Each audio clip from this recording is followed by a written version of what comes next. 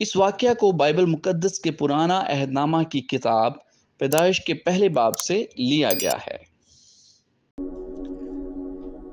بہت مدت گزری جب ابھی وقت بھی شروع نہیں ہوا تھا کہ ہماری دنیا بالکل ویران اور سنسان تھی۔ تب خدا نے اس میں ترتیب اور خوبصورتی پیدا کی۔ پہلے اس نے حکم دیا کہ تاریکی روشنی ہو جائے اور روشنی ہو گئی۔ اس کے بعد اس نے جوش سے موجیں مارتے سمندر کو حکم دیا کہ پیچھے ہٹ جا اور خشکی یعنی زمین ظاہر ہو۔ چنانچہ خشک زمین ظاہر ہوئی، زمین خالی اور ویران تھی، سوائے سمندر کی لہروں اور ہوا کے شور کے ہر طرف خاموشی ہی خاموشی تھی۔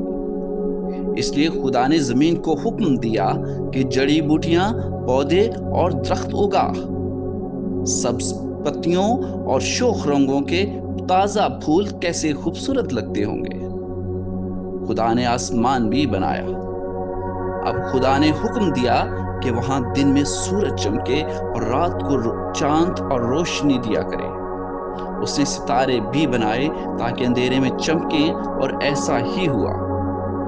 سمندر ابھی تک خاموش اور خالی تھے، چنانچہ خدا نے جاندار بنائے کہ پانی میں تیریں اور کھیلیں۔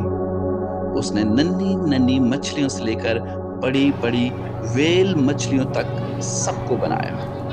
اس نے پرندے بنائے کہ درختوں میں اڑتے اور سریلے راگ گاتے پھریں۔ یہ دنیا بے حد خوبصورت اور دلکش ہو گئی۔ خدا نے دیکھا یہ سب کچھ بہت اچھا ہے، لیکن زمین پر خشکی ابھی تک خالی تھی۔ چنانچہ خدا نے جانور اور مویشی بنائے۔ اس نے چھوٹے چھوٹے سموردار جانور اور نہایت بڑے بڑے اور طاقتور جانور بھی بنائے۔